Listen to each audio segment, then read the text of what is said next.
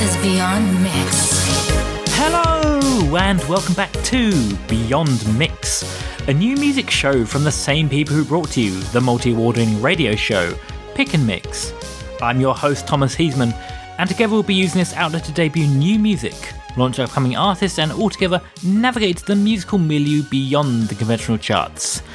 Each episode will focus on a different vibe, picking 6 songs to create a soundtrack for a particular feeling. I'll also be discussing a variety of topics including sport, news and entertainment. So join me, if you will, on this sonic odyssey beyond familiar, beyond expectations, and beyond the mix.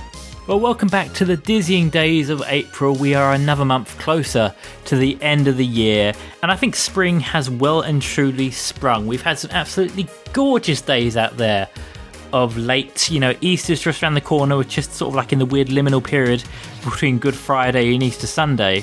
And yeah, there's just no doubt in my mind that it's springtime and everything is all out in bloom. This is the first episode of the year from British summertime, and you can really see the difference with the lighter nights, brighter days, and with the clocks going back, you just feel like you've got a little bit more of an energy to party on into the night. The night's just a little bit longer. You can just sort of squeeze a little bit more out of the day, you know, carpe those DMs as we say, and just, you know, make the most of your time. I think seasonal depression is just a forgotten memory. Everything seems to be good, everything's in great vibes, and everybody seems to be in a really good spirit. What have I been up to since our last episode, the soul-searching episode that we did at the back end of March? Well, I got a year older, you know, I'm that 1 year older, but I'm none the wiser. And yeah, apart from that, I've just been sort of rinsing as much of these good days as I can, you know, going on walks. I think I'm getting like the distance equivalent of a marathon under my belt each week, which is probably the slowest time that anybody's ever run a marathon.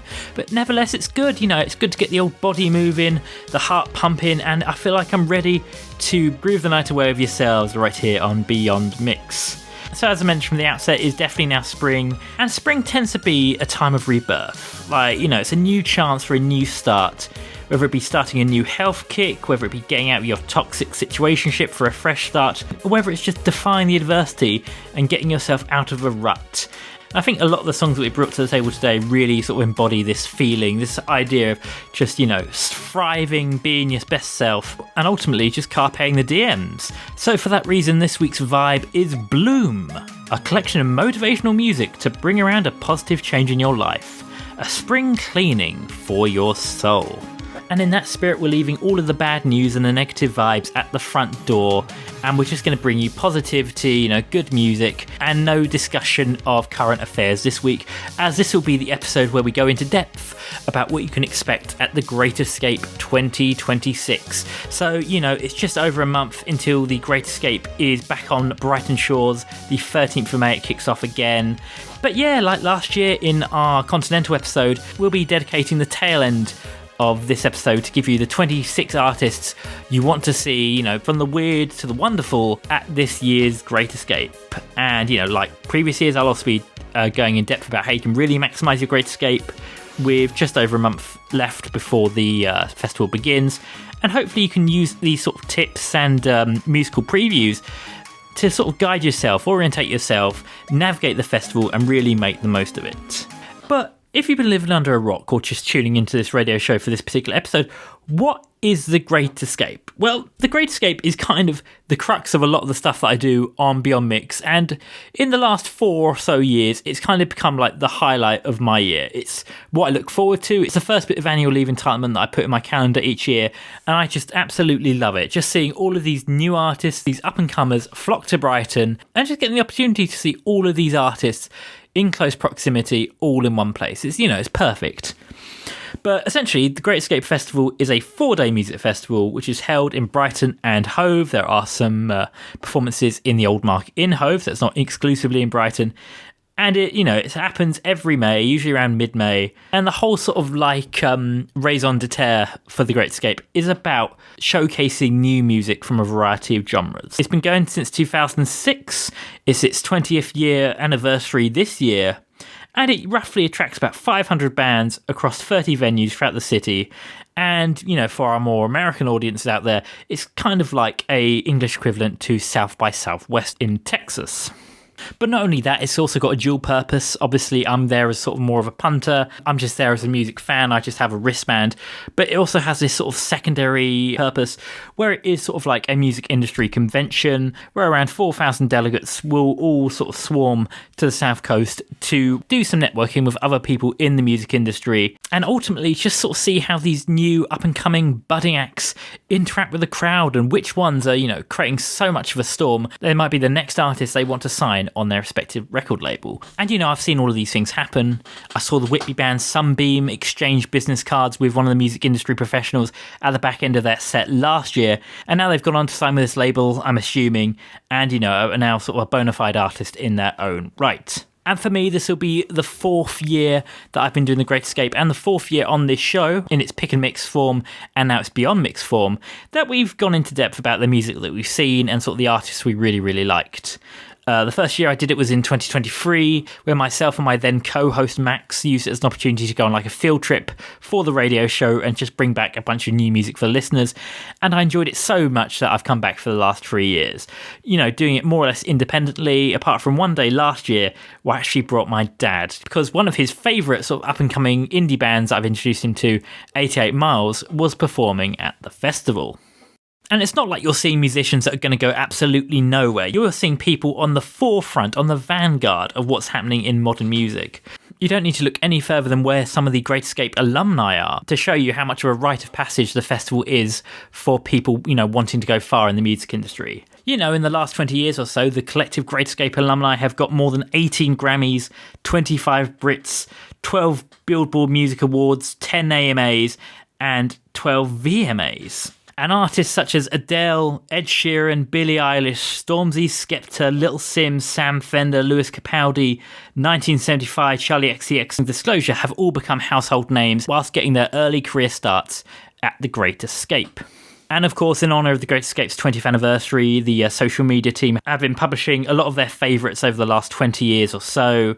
On paper, it looks like the 2011 Great Escape class was probably the best, including Bastille, Ed Sheeran, Rizzle Kick, Surf and Steven and The Vaccines, as a lot of those artists have gone on to have much critical acclaim, win awards and receive plenty of nominations.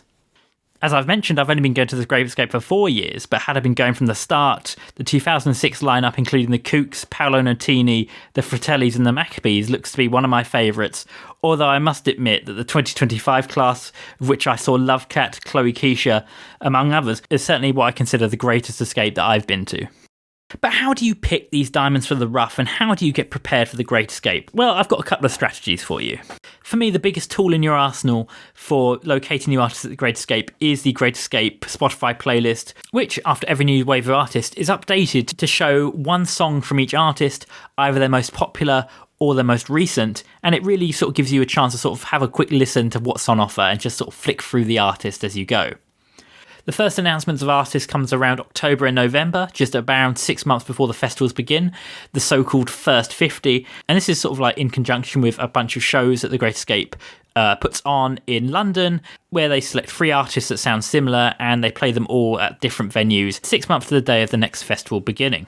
From there, a new wave of 100 artists are added every month of the following year, so in January, February, March, and finally April, although I do anticipate that maybe a few extra artists are added just before the final schedule is released around the 13th of April this year. For me, sort of finding the diamonds in the rough, separating the wheat from the chaff, is just about going through the playlists and selecting the ones that you like, and just put them in a separate playlist, sort of like your shortlist playlist. And personally, for me, any sort of music that just slightly catches my interest goes into that shortlist. I know full well that I won't be able to see all of the artists in my shortlist, but I'd rather have an archival list of any artists that I thought was good, just in case I get an opportunity to see them at a later date independent of the festival. Once added, I go through all of this music again and give it an alphabetical rating between A and H. And it's with this first rating that I sort of indicate how good the music is, and it sort of helps me navigate the music in future, insofar as I can reorder the playlist by my preference of how good the music is, and then later get a better understanding of what I like and what I don't. Around April, I tend to think about what I actually want to see, and that involves giving the artists in my shortlist another ranking, this time between A and L, with the original ratings acting as a guide, but this one taking more into consideration other factors independent of their music, such as what sort of performance or live act these musicians have, how likely am I going to see them again, are they coming in from America, are they coming from far-flung places like Australia, and then whether there's any other sort of aspects that makes these musicians shine brighter than my first musical rating would suggest. But why rankings? Why these alphabetical rankings? Simply because I think it would just take too much time and be too laborious to just rank every single artist in an order of preference in terms of which ones you want to see.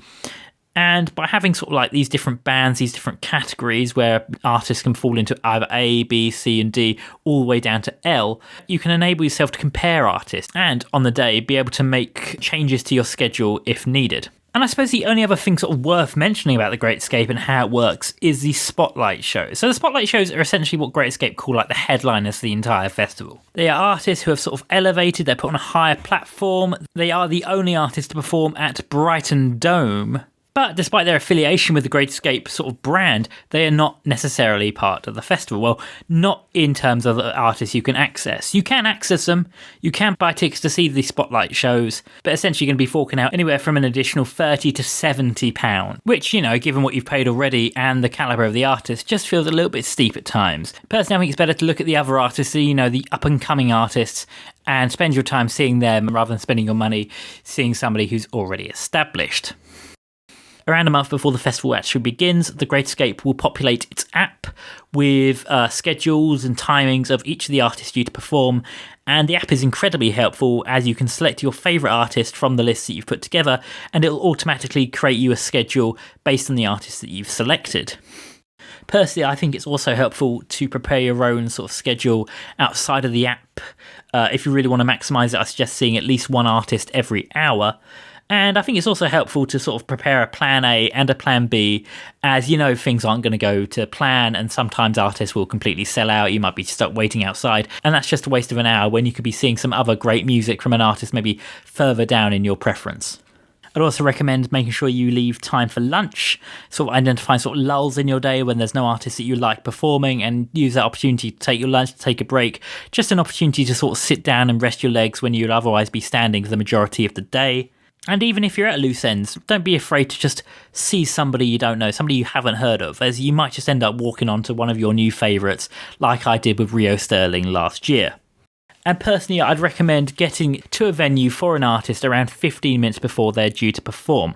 Ultimately, if it's an artist you really want to see and be disappointed to miss out on, I'd recommend getting there maybe half an hour before, getting a drink and just sort of waiting around.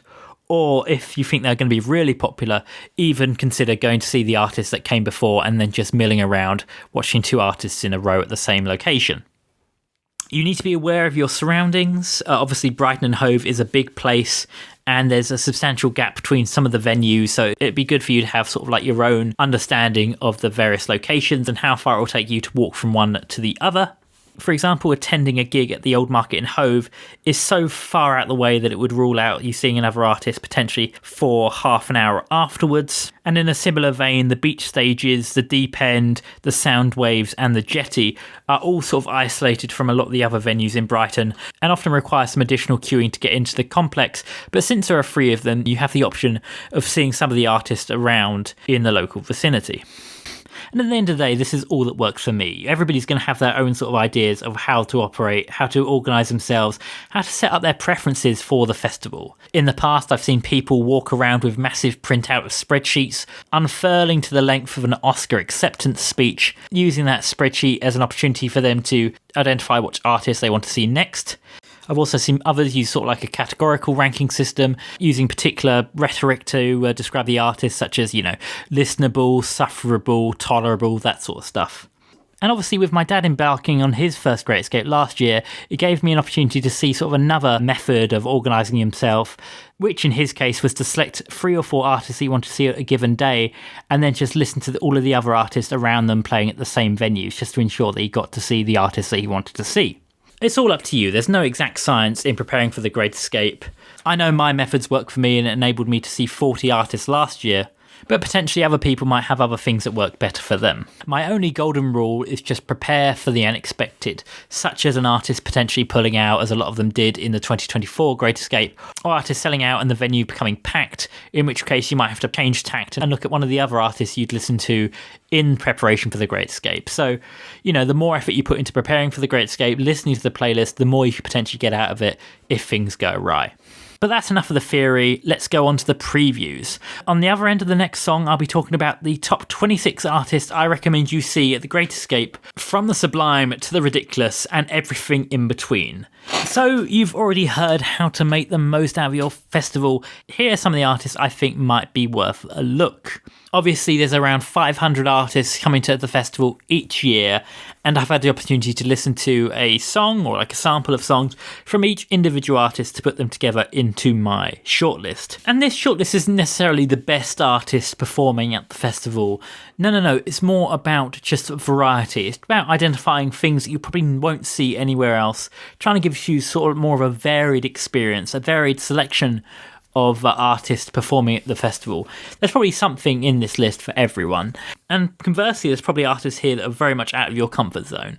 But I do recommend pushing the boat out on some of these artists, embracing some of the weirdness that the contemporary music scene has to offer, and seeing some of these artists. So last year we did 25 artists for the Great Escape 2025, so it'd be only fitting that this year in 2026 we have a look at 26 artists to see at the Great Escape. 13 either side of the next song. Here we go. Discovered at the Great Escape.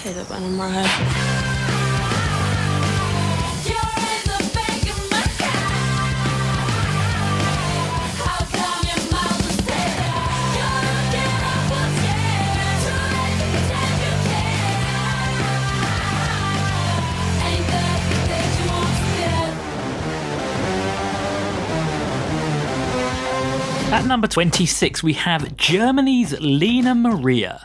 So Lena Maria is a rising German indie star, and she is best known for sort of blending this sort of riot girl energy and more grungier textures, sort of evocative of the 90s acts such as Nirvana, with the modern production value of pop punk. Her music captures a real sort of intense teenage angst, and I think this is best sort of exemplified in sort of like the dichotomy, the contrast between like the softer lyrical styles and her more explosive shouting style. So who's Lena Maria? She is already creating ripples in the German live music scene. A few of her earlier performances had to be shut down by the police because they just got too rowdy, and she's kind of built up this sort of reputation of having like these more sort of rebellious guerrilla gigs, almost like these spontaneous secret raves for her performances. She started taking her product onto the festival circuit in 2025, and in this year Spotify sort of tipped her for being one of the ones to watch. I particularly like the song Date You Won't Forget. I just think it's really catchy, and despite being a little bit sort of shouty and aggressive, I do think it'll probably be quite good to see performed live. But yeah, for the more sort of hard rock, pop punk listeners out there, I think Lena Maria is definitely one you want to watch, and hopefully one you can see at the Great Escape this year.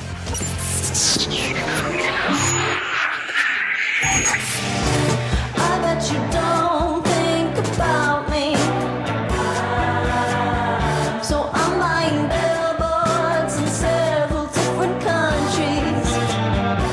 He said I promise that she's a distant memory. Don't they? A big elephant. From pop punk to art pop, this is Alfreda. So Alfreda is a London-based alt-pop artist known for her theatrical and self-aware songwriting, combining dark humour with bold narrative-style storytelling.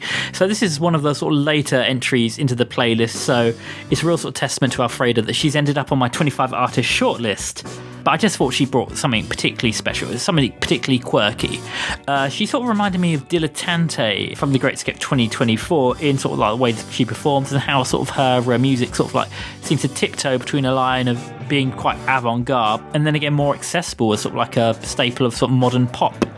So she developed her style by writing Cabaret at the House of Cocoa, the sort of famous London theatre, and I think this very much sort of plays into her sort of distinctive live performances, which are sort of rooted in sort of characterisation and style. So Alfreda very much puts on a show. That's what I've sort of been getting from a lot of her reviews. Overall, she's a musician who seems to be creating a unique artistic world that bridges music, theatre and narrative pop together.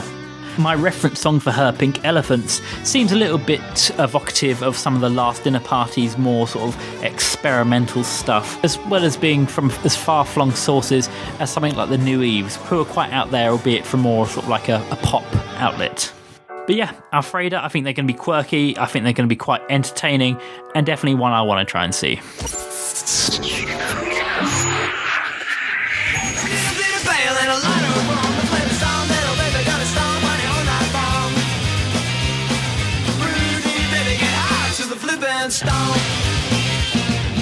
At number 24, it's the Gnomes. And the Gnomes are a young four-piece band from Frankston, just outside of Melbourne, Australia. As I mentioned previously, Australia has got a massive showing at the Great Escape, often taking up the beach stages, at least on the Saturday, and Komedia on the Thursday. So that's where you can really expect to see the Gnomes. I really like the Gnomes, and I instantly fell in love with their song Flipping Stomp.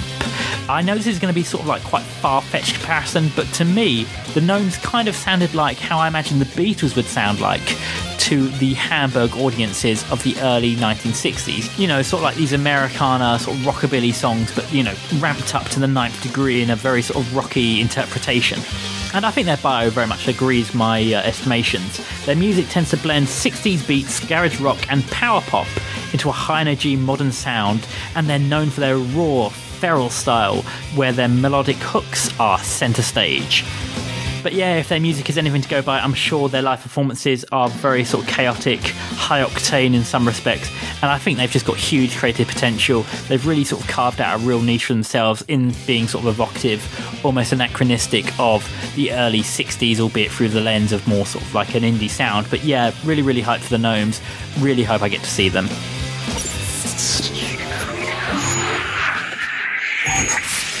It's 17, I had the world in my hands, and I'm 23, I just lost it.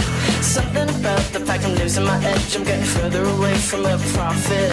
So just try me on for size. I know I'm getting slightly wide. Don't come for me, not like that, 'cause I'm coming around.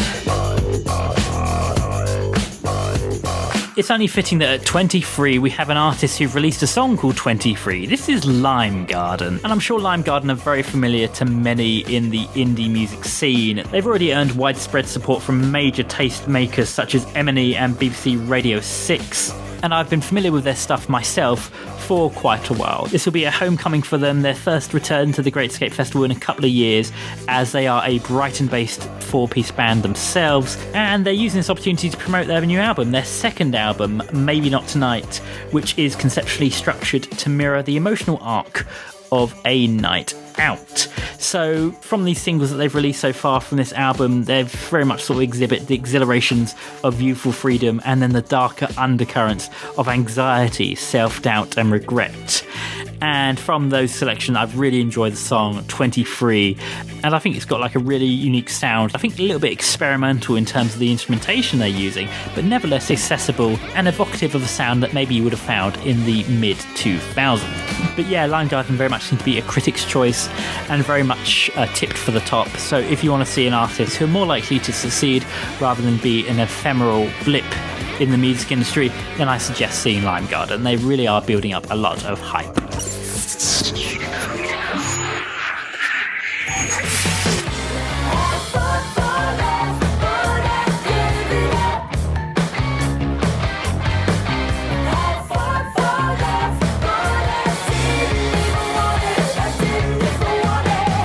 From one Brighton-based band to another, at 22 I've put Congratulations.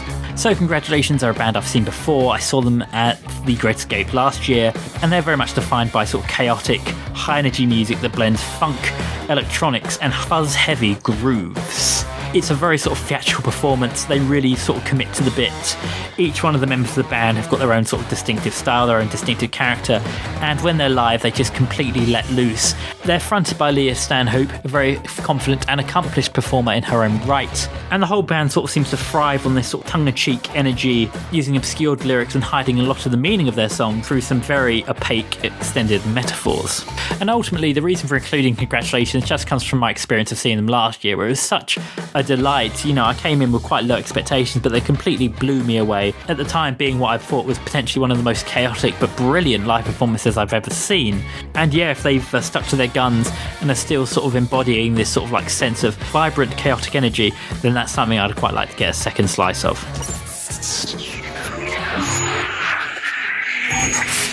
Maybe under the weather, but we're over the moon.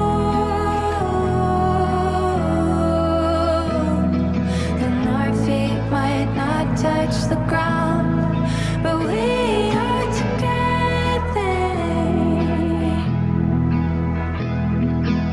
Just outside of the top 20 at 21, we have Greta Svavo Beck. So Greta Svavo Beck is from the Faroe Islands and has already won international recognition through her collaborations with other musicians such as Cher, Ludovico Einaudi, and especially for me, Deadmau5. So, you know, unknowingly first heard her on the Deadmau5 song Raise Your Weapon, but this is my first opportunity to sort of hear her music as sort of like a solo artist. And it seems that all of her experience sort of collaborating with other musicians has really sort of brought her quite a wide variety of different strings to her bow, sort of different genres and textures and different sort of styles of music that she can sample from. Everything from electronic music to some more classical crossover and experimental pop. And her music is ultimately quite lo-fi. You know, it's not perfect. There's a few imperfections. There's a lot of vulnerability. But I think in that vulnerability, you find sort of a quiet strength. You feel like you're part of an intimate group. There's a sort of closeness to the music performed by Greta. For me, I was really blown away with her song Over the Moon. It started off quite low on my shortlist, but eventually made its way up higher and higher each time I listened to it, and eventually becoming sort of one of my favourites from a more sort of acoustic point of view. Really, really like the song. It's got such like an ethereal nature to it, which is strengthened by Greta's spoken vocals as the record comes to a close. I just think Greta is an artist who's had more than 15 years of experience working with some of the best in the music industry, some of the best producers. She must have picked up a thing or two, and I think she's definitely worth your time if you get the opportunity to see her. If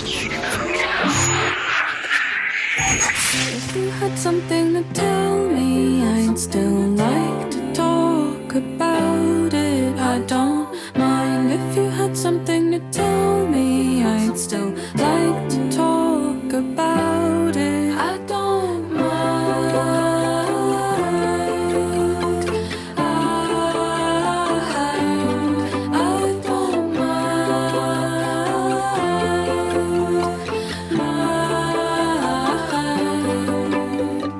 At number 20, we have the artist Ninush.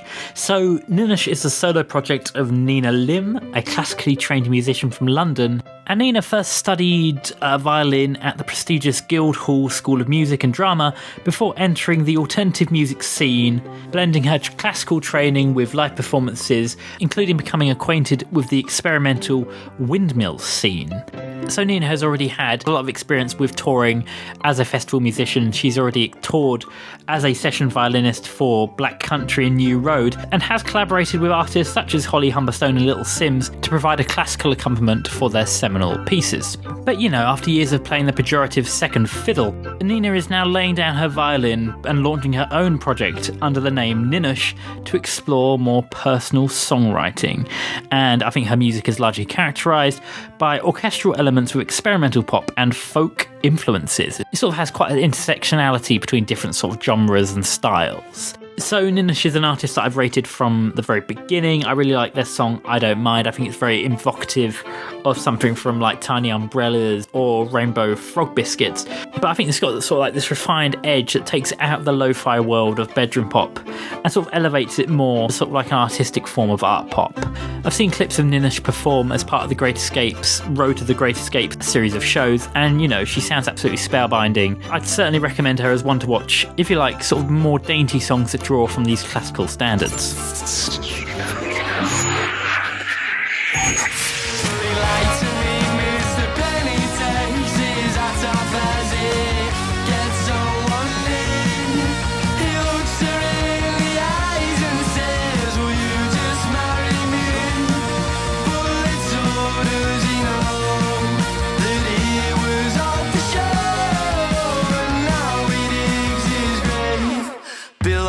Inside the top 20 at number 19, we have The Cases.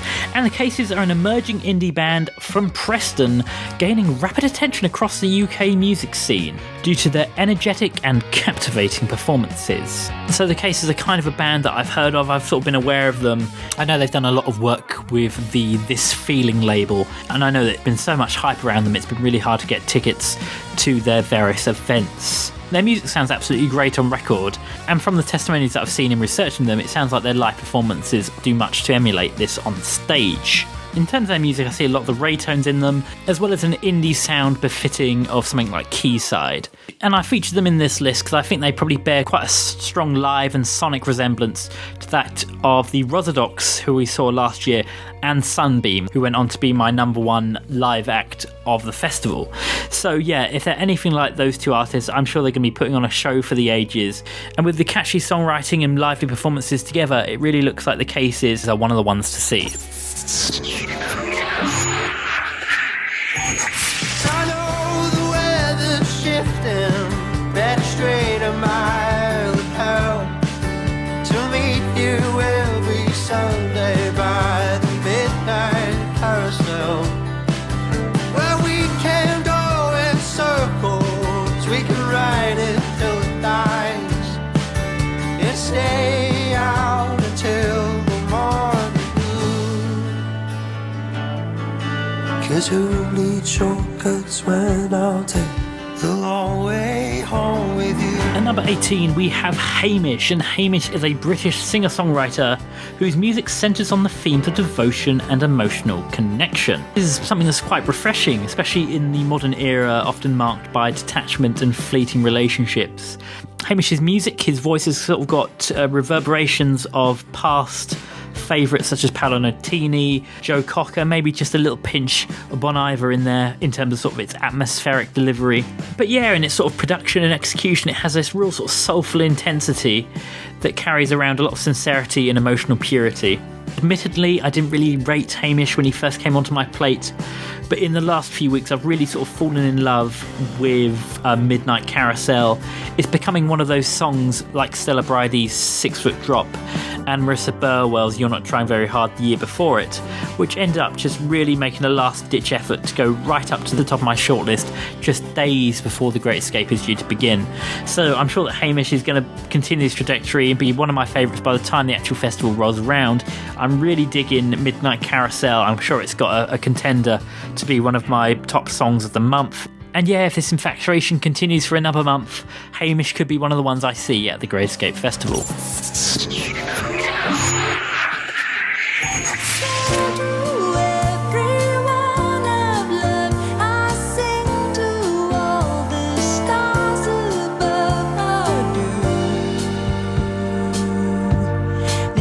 Because my life is mine,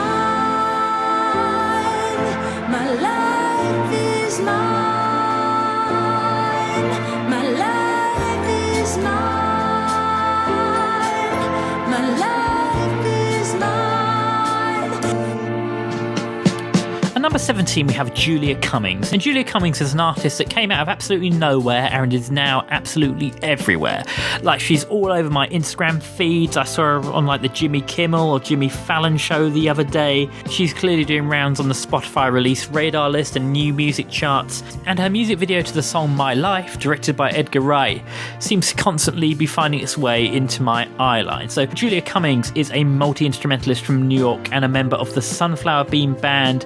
But this is her attempt to go solo, fully step into her own artistry, and she's doing so on the back of her debut album, Julia, which marks a very long-awaited creative breakthrough that she's been building towards since her teenage years. So I think Julia Cummings is an artist who's got a lot of backing behind her. Clearly she's got this sort of pedigree in the music industry before, being in this band, this Sunflower Bean Band, and I think sort of vocally she's got a really, really strong voice, and it's quite evocative of something nostalgic. It's almost sort of reminiscent of the classic pop standards of maybe 50 years ago, whilst nevertheless feeling quite fresh. So yes, if you want to see an artist who's a real sort of master of their craft, I wouldn't look any further than trying to see Julia Cummings, as I think she's definitely one to make it big in the future.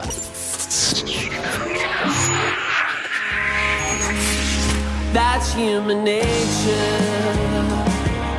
But I'm gonna get my shit together.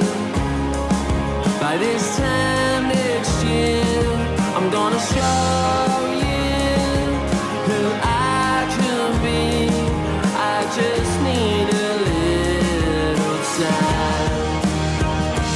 time. 10 songs in, at number 16 we have the artist Cusp. Now, Cusp are an emerging band gaining momentum with a steadily growing fan base and have received notable praise from such other artists such as Noel Gallagher, who've highlighted their strong use of guitars and its distinctive sound. Now, I can't find an awful lot about Cusp, but I really like their song Human Nature in collaboration with Tom A. Smith, another one of the Great Escape entries this year, which I think sounds very sort of similar and evocative of Tom Petty and the Heartbreaks in its sort of like guitar style and sort of vocal stylings. And Cusp are already putting together quite a name for themselves. They've been sharing the stage with acts such as the DMAs, the Royston Club and Overpass, so they're building up their experience as being sort of live performers, and from what I can gather, it's their live performances that are sort of selling them as a product and helping them to develop a loyal and engaged fan base just from the mere exposure of seeing them as a warm-up artist. They're due to release their debut album in late 2026, so I imagine they're going to be showcasing a lot of their songs off that album at the Great Escape. So if that's something that's interested you and you want to try and catch a glimpse of this music before it hits the shelves, then I recommend seeing Cusp. I think they're really, really good.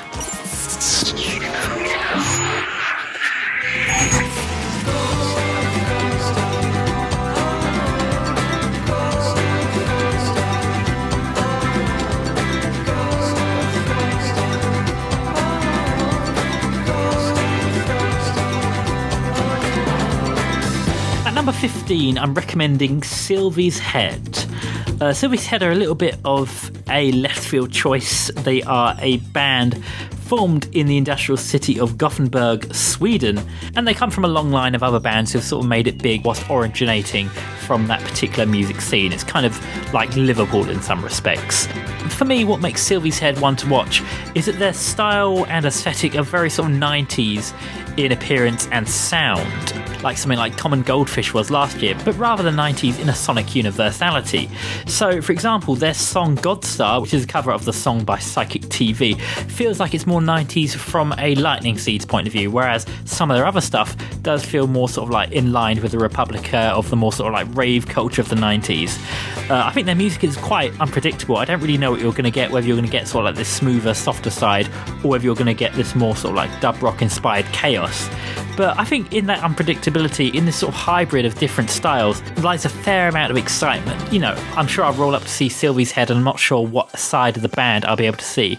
Regardless, they've shown themselves to be multi-genre defying in their particular styles, and I think they really are sort of like a jack of all trades in their ability to sort of master the more sort of antiquated, anachronistic styles of the 1990s. So yeah, if you want to be thrown back in time, I'm sure there'll be plenty of ravers from that particular time period joining me to see Sylvie's Head. I think they're potentially something special.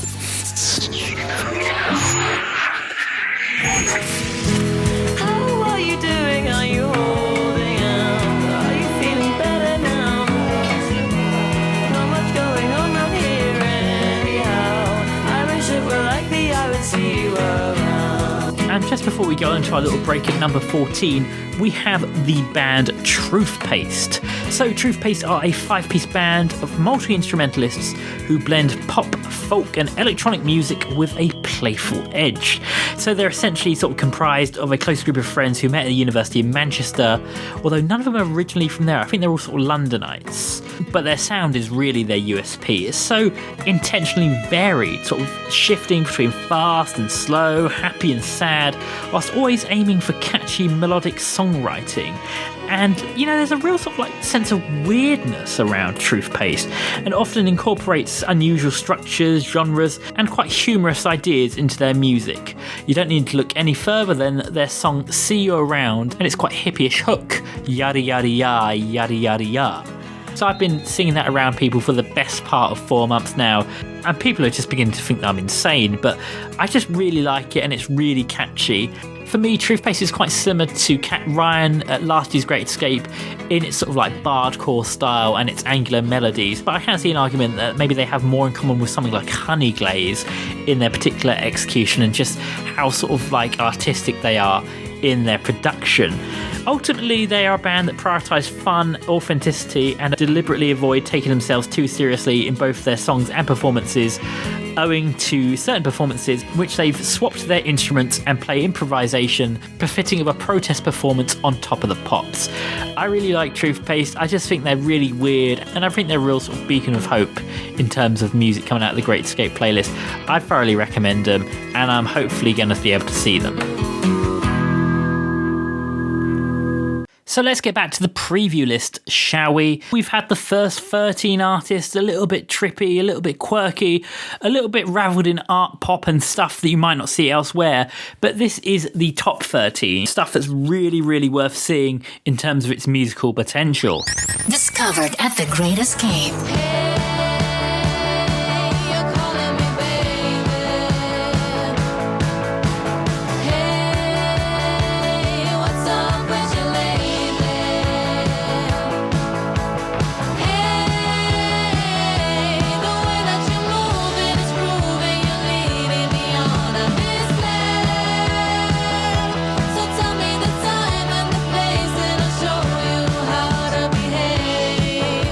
Number 13, I put an artist who's very familiar to me, and that is the artist Pacifica. So Pacifica are a rock duo formed by two friends who bonded over the internet over a shared love of bands like The Strokes. So they first sort of gained attention by posting covers of early 2000s indie rock onto YouTube and other sort of like social media platforms, but despite collaborating online, it wouldn't be until January of 2021 where they actually met up in person. So this is very much an artist born out of the internet age. And essentially a lot of Pacifica's success is rooted in their ability to use sort of social media and make their songs quite viral.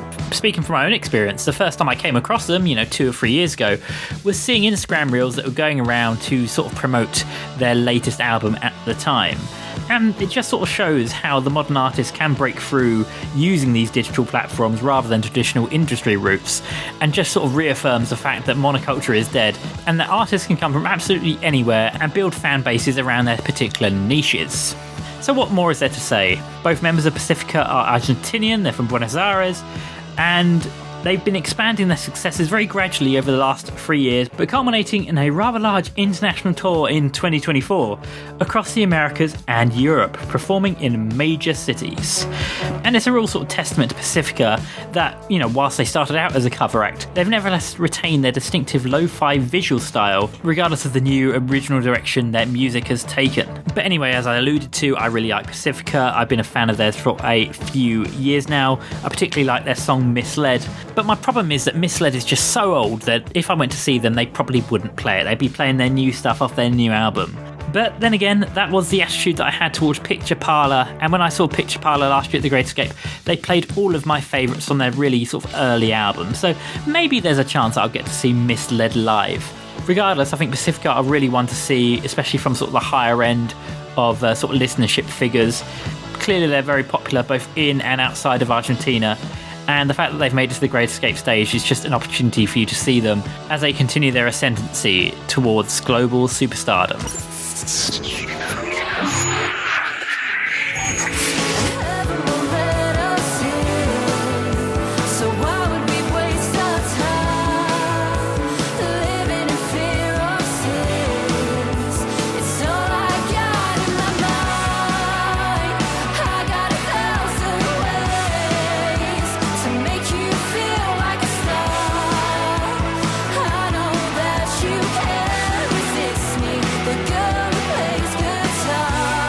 Number 12, we have a band who, on my first listen to them, immediately went straight into the shortlist and stayed at the top for a fair amount of time. This is the Ladies of Mars. And the Ladies of Mars are essentially this female-led rock band with musical and visual stylings comparable to the late 70s edgy of something like Patti Smith and the Pretenders. They're quite new on the scene. They had a real breakout year in 2025, rapidly rising across the UK live music scene and receiving notable cameos alongside the K's, the Molotovs, Girl Band and Sick Joy, and have had enough sort of upward mobility that they've gone from small rehearsal spaces to touring nationally in less than 6 months. As it stands, they've only released 3 songs, but those 3 songs are all gaining hundreds of thousands of streams each, primarily because their tracks are so sort of evocative of a bygone era, with sort of the elements of Blondie and maybe the Smiths, whilst lyrically retaining quite a contemporary identity. My gateway into the Lady of Mars was the girls that play guitar, and they've just got better and better with every new release they unveil. Thoroughly recommend the Lady of Mars, certainly one to watch.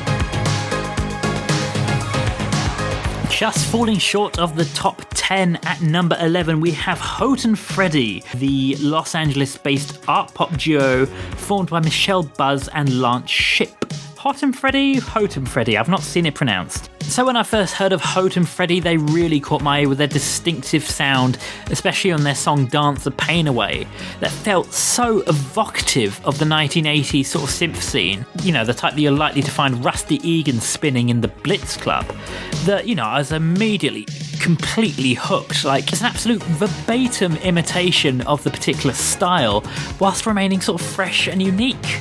And, you know, reading more into the history of this duo, you know, there's no surprise that their songs are so catchy.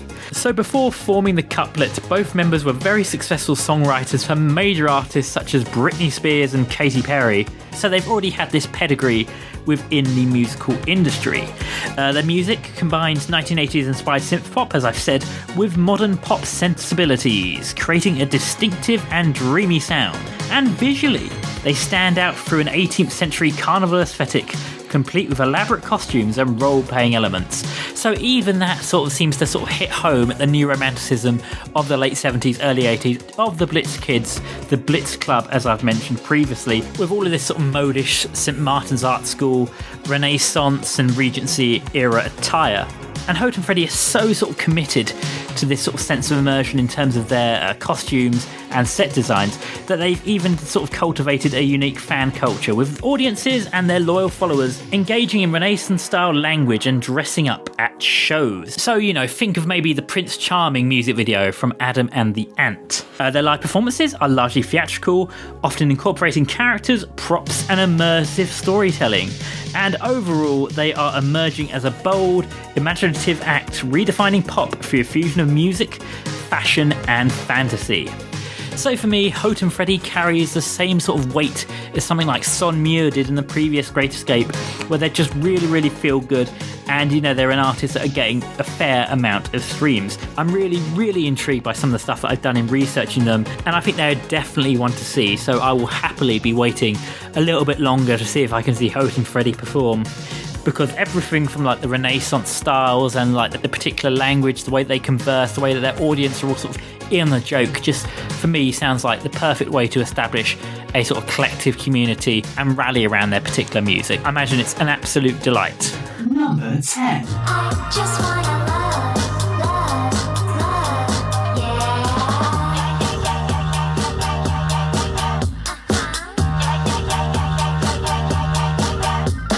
And just like that, we are into the top 10. So at number 10, I have put Chinese American Bear. So if you are a faithful listener to the show, Chinese American Bear should not come as a surprise to you. They were my 5th most listened to artist in Spotify Wrapped last year, but before going to last year's Great Escape, I hadn't even heard of them. They were just so compelling at their Great Escape set, It Revenge, that eventually ended up becoming one of my favourites. Their music is catchy, it's easy to learn, but above all else, it's just a really, really fun time. So, Chinese American Bear is a playful, bilingual Mandopop duo known for blending English and Mandarin into quirky, upbeat ear candy. And this sort of Sino-American fusion act, of course, comes from a Sino-American fusion, that being the married couple Ann Tong and Bryce Barston, whose long-term relationship forms the creative core of the project. This Seattle-based musical powerhouse stems from Bryce's attempts to learn Mandarin and the pair writing music together purely for fun, free from the music industry pressure. And as such, their songs very much reflect this. They're very sort of feel-good, innocent, very light-hearted. It feels like a nursery rhyme at times, and you can see how it stems from Bryce trying to learn Mandarin. Their music combines bright, eclectic influences reminiscent of the Flaming Lips and the B-52s, resulting in a colourful, cartoonish sound. And they've achieved global recognition with this sound, earning tens of millions of streams and features across major media and playlists. So if that wasn't convincing enough, then you've got their live performances. Their live shows are energetic and whimsical, often involving costumes, props and audience interactions to create a surreal dance party atmosphere. For example, when I saw them at last year's Great Escape, they had everybody practicing Mandarin with little sort of dance moves about making a dumpling, for example, and at the end of their performance they threw a load of Care Bears into the audience for people to catch, take away and cherish as a memento of Chinese American Bear.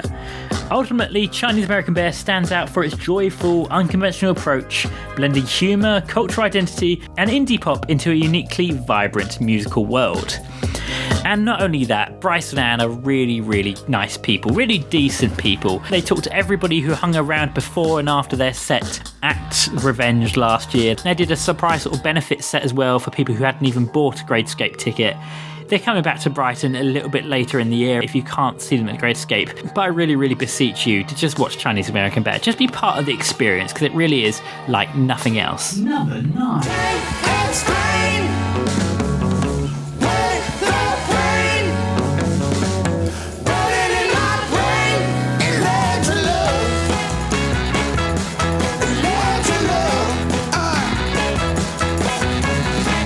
Things are getting a little bit gospel at number 9 with Brother Wallace. So Brother Wallace is a soulful, high-energy artist driven by a mission to create joy through music. He began his musical journey at age 11, playing piano in church and developing a strong gospel foundation. And of course, growing up in Georgia, he cultivated a song rooted in authenticity and emotional storytelling.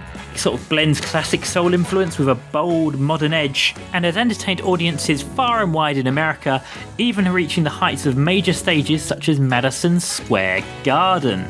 And for Brother Wallace, this isn't even his day job.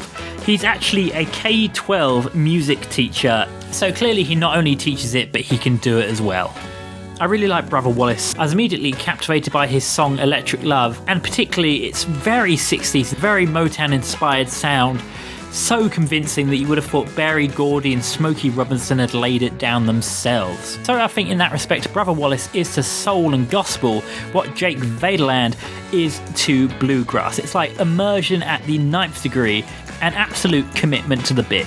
I'm interested to see whether Brother Wallace performs with the same intensity as his music, but you know, outside of Electric Love, he's got banger after banger after banger, and I thoroughly, thoroughly rate it. Number 8. You know that I'm far from being your first choice. Why don't I stick it in reverse, cowboy? Stick it in reverse, cowboy.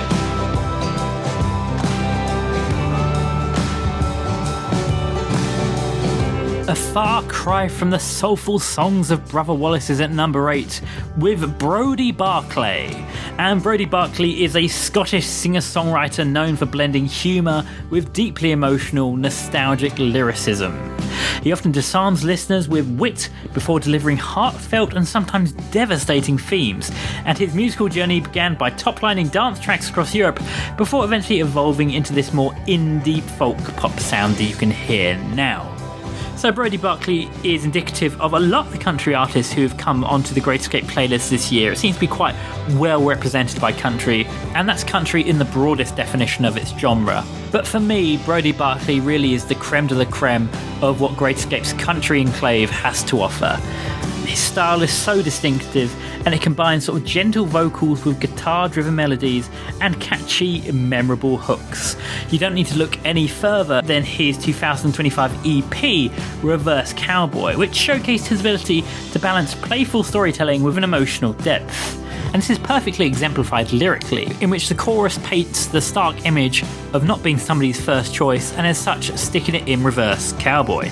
And Reverse Cowboy is a song that I've really enjoyed from the Great Escape playlist. It's always a happy day when Brody Barkley's finest gets shuffled into the spotlight. And I enjoy it so much that I've even created a little line dance inspired boogie to do if I ever saw it live. But for Brody Barkley, he's about as indie as they come, you know, producing all of his stuff from his flat, but you wouldn't have thought it because the production is so good. But that's Brody Barkley, a Scotsman in birthplace alone, but spiritually destined for the wild western plains of America. Number 7. Drown out the noise from the outside. I can feel emotion with the worry on my mind, but my love says it's all gonna be alright. It's one Scot to another at number 7 with Becky Sarcassus.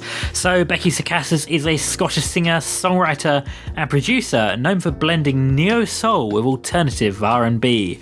Her music features rich, introspective soundscape and poetic lyrics exploring love, identity and personal growth. She was named BBC Introducing Scottish Artist of the Year last year, and her 2 debut EPs, 12 Wooden Boxes and The Writings and the Pictures and the Song, were both shortlisted for Scottish Album of the Year awards, highlighting that Becky is not only commercially successful but critically acclaimed as well. She's got a lot of live musical experience under her belt, touring with artists like Nile Rodgers and supporting acts including Joy Crooks and Corto Alto. And her sound has drawn comparison to Cleo's Soul for its subtle soulfulness and Olivia Dean for its storytelling strength. For a while, Becky Sarcassus and her song My Love Says It's All Gonna Be Alright was at prime place number 1 in my shortlist, primarily because it showcased such raw emotion put together in an uplifting, layered composition. And it's with songs like that Becky Sarcassus is really sort of making a name for herself. It's a travesty that Becky Sarcassus is only getting a moderate amount of streams given just the sheer grandiosity of her music, her voice and her particular style. It really is something to be admired, and I absolutely implore you to seek out Becky Sarcassus, not even if you're going to see her, but just to listen to the rising star just at the foot of what their potential could be. Really one to watch, Becky Sarcassus. I'm sure we'll be hearing a little bit more from Becky in the years to come. Number 6. I like it when you call. I'm kinda lonely, but it's nice the way you talk. If I could only get the writing off these walls, then I would go and play 'em brighter than before.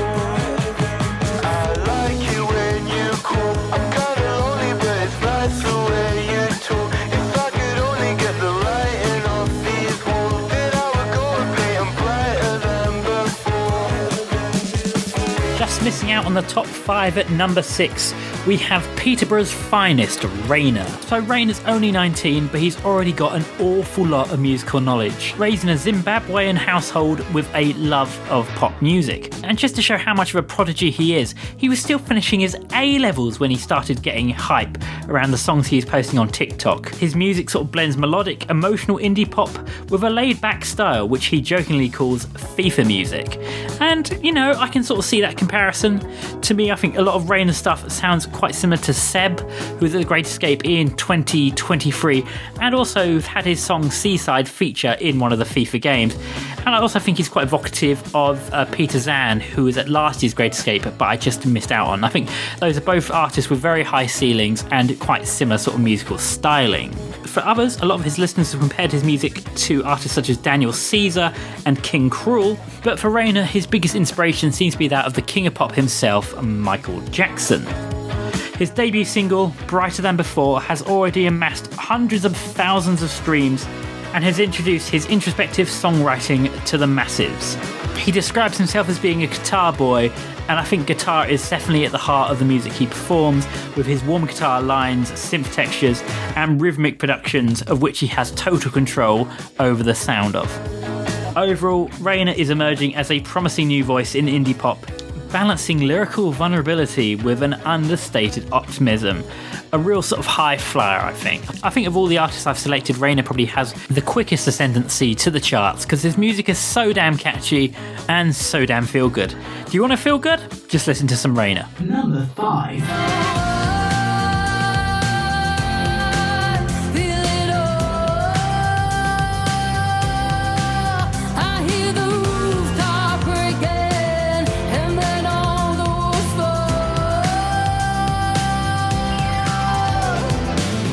number 5, we have my dark horse.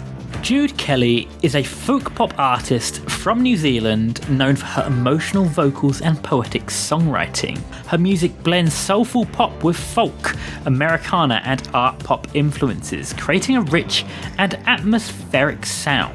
And I call her a dark horse because it's an absolute travesty the amount of listens she's getting. Only 1,000 listens Jude Kelly is receiving, but when you listen to her music, you're hearing stuff even the mainstream chart toppers would be jealous of. For example, when I first heard her song Clarence, it went immediately to the top of my shortlist. It hooked me instantly. I was instantly in love with this anthemic, atmospheric sound. For me, like, Clarence is such an absolute anthem that I am dumbstruck that not anybody else is listening. I thought it immediately drew parallel with Celeste's Stop This Flame in just its absolute scope and grandiosity, its anthemic choruses. And I think it would fit perfectly on something like a Sky Sports coverage of football, you know, something that they used to have Stop This Flame on for years. Her debut EP, The Seven Spirits of Her, explores experiences of love, identity and personal growth, and the critics have praised it for its brooding, magnetic quality and introspective themes. And whilst under the radar, she's already had some experience supporting Lewis Capaldi and performing with Chris Martin. Jude claims that her music is heavily influenced by her upbringing, being raised in a religious household and leaving home at a young age. And during her time on the road, she's gigged at every venue between Auckland and Christchurch and built up a catalogue of live experiences far beyond her years. Simply, Jude Kelly is the most underrated artist I think I've ever seen, ever discovered, certainly for The Great Escape. And I'll be damned if I don't end up seeing her, supporting her, and following her to her rightful place at the top of the charts. Number 4.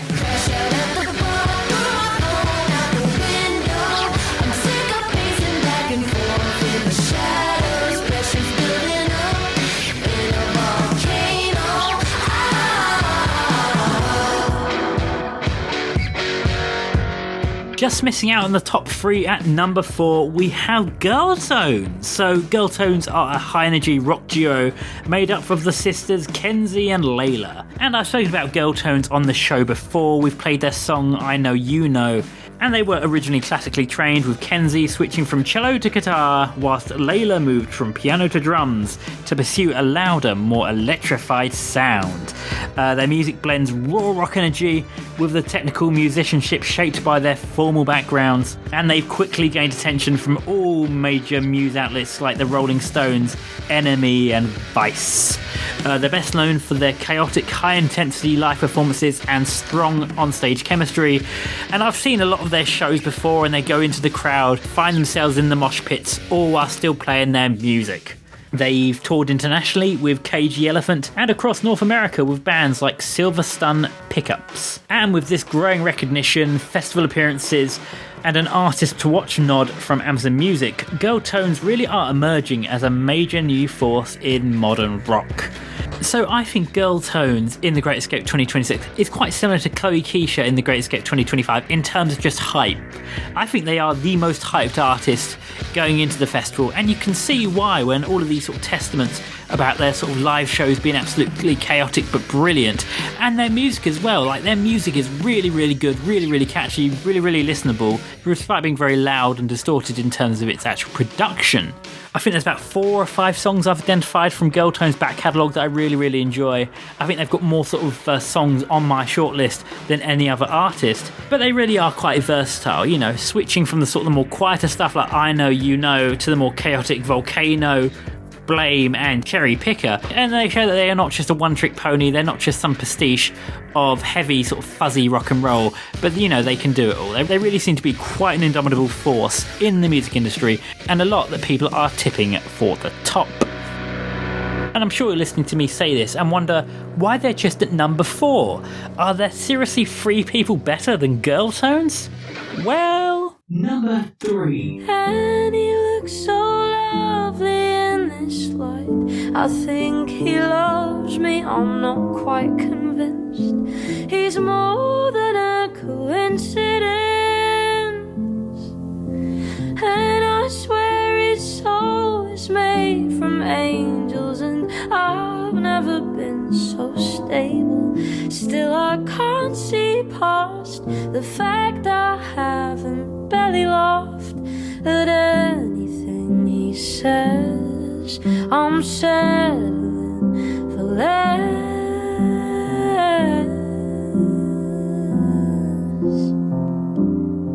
At number 3, we have Henrietta Daisy Falzon. And Henrietta Falzon is a young singer-songwriter from Somerset, now based in London, with a background in classical training from an early age, and she made me cry. Her music made me cry, and for that reason alone, she deserves to be in the top 3, just for breaking through my stoic, stony facade and really touching me emotionally. Henrietta grew up surrounded by orchestral and musical theatre, and those sort of influences have continued to play quite a pivotal role in her sound and her sensitivity to arrangement. And despite initially finding sort of music restrictive, she discovered a genuine passion for songwriting at age 12 and has taken that with her in the last 8 years. For example, her musical style seems to blend acoustic intimacy with influences from choral harmonies and contemporary folk storytelling, but lyrically is where Hetta really shines. Her lyrics are known for being vulnerable, witty, and quietly confessional, often treating listeners as close friends. And no better is that demonstrated than with her song Belly Laugh. I still remember the first time I heard Belly Laugh, it really hit me for 6. I listened to a lot of these songs in the car, and I heard it in the car, and I just had to pull over because the lyrics sort of cut right through me like a knife. So poignant, so relatable. The lyrical songwriting of a musical veteran. The lyrics get so close to the heart of the human condition that even Nobel Prize winning laureates like Bob Dylan would do well to come close. A real outstanding use of the English language, and how I was personally affected is just all you need to know about Henrietta Falzon, just how she manages to connect across the stave into your very soul. As shown in Belly Laugh, her songs frequently explore her romantic experiences with honesty, tenderness and subtle humour. And for all her brilliance, she's not just a studio artist, she's also had experience touring, having support slots for the likes of Billy Martin and Tom Odell. And while she might not have as many songs on my shortlist, Belly Laugh is enough, and it's put her this high on the list just because its lyrics, songwriting and everything is absolutely perfect, exquisite, awe-inspiring and soul-touching, to the point that whenever I listen to it, my eyes moisten and the hairs on the back of my neck stand up. A true testament to the power of music. Number 2. What's the worst that could happen? We're already damaged. Why won't you stay with me for one night? Cause right now I'm falling, so show me you're rolling. Whenever I'm down, I just imagine I'm holding your hand, saved in my phone is my man. I'll slowly wait for you to understand that if you say you love me, you won't go. That's why I don't wanna take it slow. Coming just shy of our number 1 spot, we have South London's finest, Persia Holder. So, Persia Holder is a singer-songwriter known for blending emotional pop with soulful and deeply personal storytelling. Her music often draws on personal experiences, including complicated relationships and moments of self-doubt. Persia's path into music was unconventional, as she chose modelling to fund her career whilst others around her went to university. But in songwriting she found a source of solace. Writing became a therapeutic outlet, allowing her to process her insecurities and difficult life experiences. Growing up, she was influenced by artists like Diana Ross, Rihanna, Marvin Gaye and Beyonce, whose inspirations can be heard in her emotive vocal styling. And when you listen to Persia Holder, you're getting a lifetime of experiences translated directly onto the stave. All of the personal challenges she's faced, including estrangement from family members and the vulnerability of bearing yourself emotionally to the faceless critic of the internet, all comes across in her music. She really is one of the most compelling, up-and-coming voices out there, and I cannot recommend her enough. You might recall when I reviewed the first 50 artists, Persia Holder was at number 3, and despite the influx of new exciting music that has come on to the Great Escape playlist in the last 5 months or so, she has only blossomed even further, getting to that number 2 spot off the strength of her seminal songs Echo, Baggage and Don't Wanna Take It Slow. All simply masterfully crafted and soulfully performed by Persia herself. It seems clear in following Persia Holder on Instagram and other social medias for the last 6 months or so that she is going from strength to strength, working with new, exciting producers as time goes on, and I'm sure the future is bright for Persia Holder. But nothing can shift our number 1 artist. He was my number 1 recommendation when I did this all the way back in November with the first 50, and he still got the number 1 spot. This is Tom's number 1. Hold on, it's easy. Why don't you tell me you need me? And I'll fall straight through the clouds, but I'll never look down. This is Sweden's Isaac Benjamin. So Isaac Benjamin is a Swedish singer-songwriter who grew up in a deeply musical family, with his sisters serving as an early inspiration for him, being members of the band First Aid Kit. From a young age, Isaac was surrounded by music, spending time in the studio with his sisters and on tour, which really helped him shape his artistic identity. So he'd already got that experience, he's already lived the lifestyle of a musician, and he's got the sort of pedigree in the family, you know, he's got the familial experience, and I'm sure a lot of the stuff that his sisters were doing has rubbed off on his own career. His EP, Never Look Down, in particular, showcases his talent for dynamic songwriting, evolving from a simple acoustic demo into a grand cinematic production with rich instrumentation. And sonically, Isaac Benjamin often blends intimate, stripped-back beginnings with expansive arrangements, creating a sense of emotional build and drama in his music. But Isaac Benjamin can do it all, he's not just a one-trick pony. Songs like Tailored by Design, Never Look Down and The Prettiest Face are all similar, but they're, radically different to something like What My Heart Needs, which we've also played on this show. I think it's been no surprise that Isaac Benjamin has been a favourite of mine ever since I first heard him, and the fact that he stayed at the top in all of this time just shows testament that I am an Isaac Benjamin fanboy at heart, and he can do no wrong in my eyes. But why should you listen to Isaac Benjamin? Because I'm clearly biased. Simply because Isaac Benjamin is widely regarded as a rising star and a potential to become Sweden's next major musical marvel. He's already picked up plenty of awards in Sweden, and given Sweden's rich musical history, you can see why the future is bright for Isaac Benjamin as he steps into the footsteps of giants and makes himself known on a global scale. My only concern in seeing Isaac Benjamin will be how heavily he relies on his acoustic set, as his music demonstrates. There's a fair amount of instrumentation and orchestral sort of movements within the choruses, and I just worry that maybe that won't come across from just an acoustic set. So I'm hoping he's got some form of backing, whether it is people on violins or just sort of a musical accompaniment in the background. While I think he'll shine on his own, he will supernova with everything else in place.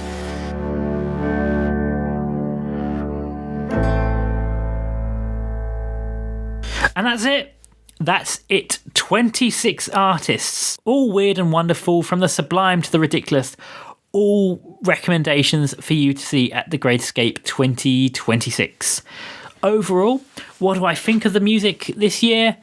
Well, I think sort of the music is more varied. It feels like there's a lot more sort of art pop influence in the artists that The Great Escape has picked. And as a result, the music gets taken into sort of weird and kooky directions, such as Alfreda and Truthpaste. But these are the directions and artistic risks that music as a whole needs to take in order for it to keep going on and not being repetitive. With the artist selection this year, The Great Escape have shown that they really are the taste pickers. They are on the vanguard of the changing musical scene, and they've got a lot of faith in what the future holds.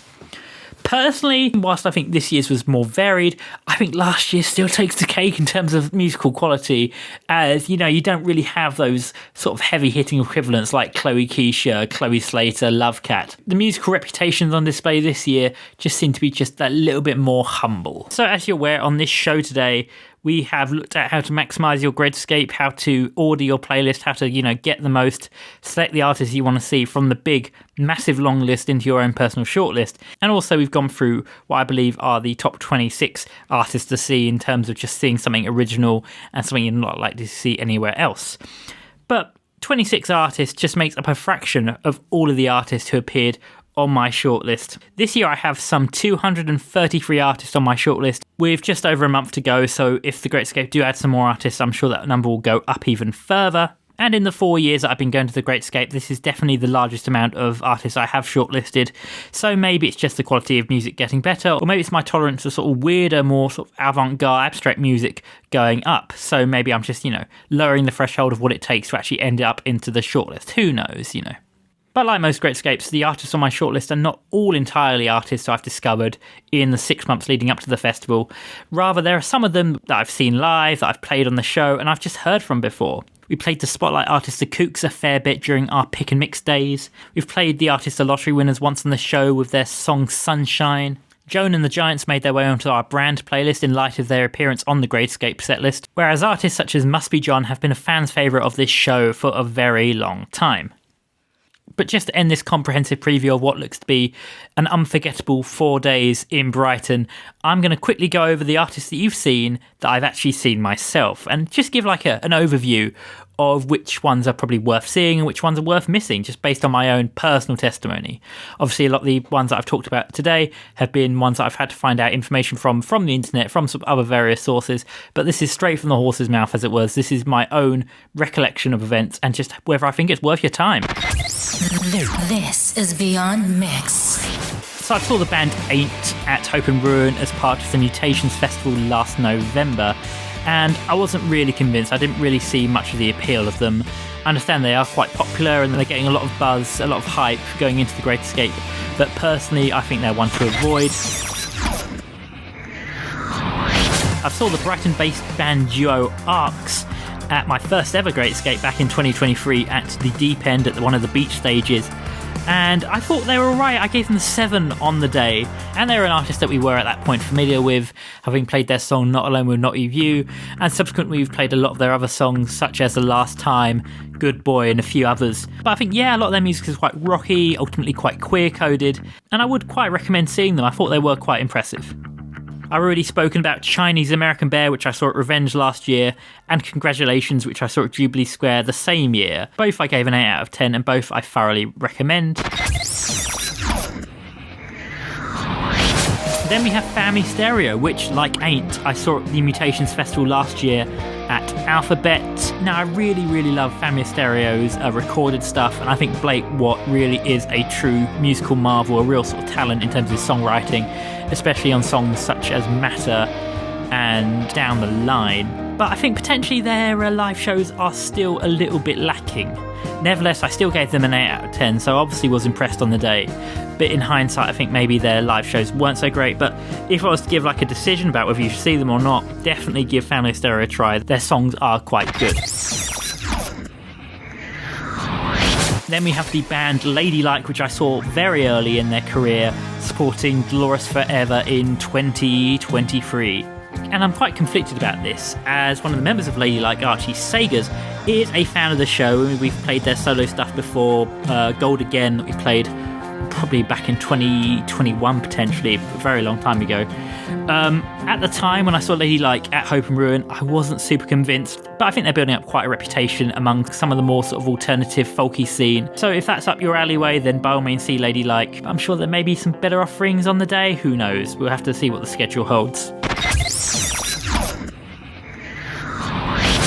Lemonsucker were one of the 2 warm-up acts I saw for the band Welly when they came to Brighton in October of last year. I think I saw them at Chalk and I gave them a 5 out of 10. I thought they were right. I thought they were quite down the road. They're just a little bit shouty, so if you value your hearing, maybe you want to have a bit of a wide berth of Lemonsucker. But some of their songs, such as Heat, are really sort of like quite intense, but nevertheless quite enjoyable. And then we have Sean Trailford, who was one of the first 50 artists they've announced for the Great Escape, and I saw him at Green Door Store as part of the Mutations Festival back in November. And I was really, really underwhelmed by Sean, unfortunately. I had such high expectations. I really like his recorded stuff, such as Ever Since You Loved Me and Naked, but it just sort of fell short in his live performance, so I'd probably give him a miss if I were you. Then we have Welly's other warm-up act with the band Slag, and I think Slag are getting an awful lot of praise in terms of the information I've seen coming out of Great Escape, or, Great Escape adjacent publications. People are really recommending Slag as sort of like a new neo-emo band, and I'm kind of conflicted on Slag because I really enjoyed them, but I imagine that their songs can probably get quite grating for the general audience, so it really sort of depends how far you want to put the boat out with Slag. I gave them a 6 out of 10 if that's anything to go by, but yeah, Slag, maybe worth your time. And finally we have Yumi and The Weather. And I actually saw Yumi and The Weather at Worthing Assembly Hall of all places, supporting Circa Waves. So it was weird going to a concert I could actually walk to, but there was just something very disconcerting about them saying, "Hello Worthing," when they're so used to artists saying, "Hello Brighton." It's just something very uncool from just like almost an iambic, trochaic point of view in terms of the word Worthing versus the word Brighton. Anyway, Yumi and The Weather were a little bit of a grower for me. When they first started performing, I really wasn't convinced, and I was wondering what the hell was going on. But by the end of the set, they'd completely won me over, so I do recommend Yumi and The Weather. I gave them a 5 out of 10, much like I gave Lemon Sucker, but I think my appreciation of Ruby Taylor and her musical project has only grown in the last few months since seeing them live, and I am planning to see Yumi and The Weather, regardless of whether I see them at Great Escape, by seeing them at Alphabet a few weeks before. And outside of those 10 acts that I've seen live, there are a couple of weird adjacent ones where I've seen sort of partial members of the band. I was very surprised to see the face of Will Joseph Cook for the artist Aki Oki, and it turns out that Aki Oki is the latest sort of musical project by Will Joseph Cook in collaboration with his brother as part of their Bad Hotel record label and collaborative partnership. I don't really rate anything that Aki Oki is doing, and I certainly don't rate Will Joseph Cook as an artist either, so maybe that's one to avoid. And the only other one is Xanadu, when I immediately recognised the voice of Bailey Blue as one of the artists I had seen before. Bailey's actually the keyboardist for what I'd call the Daisy Veacock section, but it turns out when I saw Daisy Veacock at the Great Escape last year, I was actually seeing the company band of Xanadu, so I've already seen Xanadu, albeit not as the performers, more as like the backing band, but nevertheless I've seen them perform. I wonder whether Daisy Veacock will be hanging around herself, supporting her friends. Obviously, only time will tell whether there's any new artist added before the schedule is finalised towards the 13th of April. Clearly, I don't know who's going to turn up, but if they were to appear on the ticket, I'd recommend seeing Honey Glaze, 88 Miles, Adwave, potentially Call In Sick if they came back, but I know for those first 3, they are touring and there is currently a gap in their schedule, so it is possible, maybe that they'll turn up. But, only time will tell. I'm sure I'll be able to provide like a little update in a couple of weeks' time in the next episode if there are any ones that I really, really like out of any new updates to the Great Escape lineup. But that's it. That is it. That's all of the information I can bestow for you to really maximise your Great Escape, from organising the playlist, getting there early, understanding your locations, maybe going off my reviews of those 26 artists, and maybe deciding whether those 10 artists I've talked about are worth your while as well. I'll be back for another episode of Beyond Mix in the near future, but until then I will leave you in the more than capable hands of Alicia Biro. So Alicia is an artist who's likely to end up at the Green Door store at the Canadian Pavilion, as she was raised on Vancouver Island and classically trained in piano. Her songwriting blends pop and jazz and weaves lyrical melodies that speak directly to themes of love, self-discovery and the heartache of growing up. I really fell in love with her through her song Gentleman Blue. It's coming out for all you lovely people right now. Maybe one for you to watch at the Great Escape if you enjoy the next song. But until then, I've been Thomas Heathman. You've been listening to Beyond Mix. See you a bit later.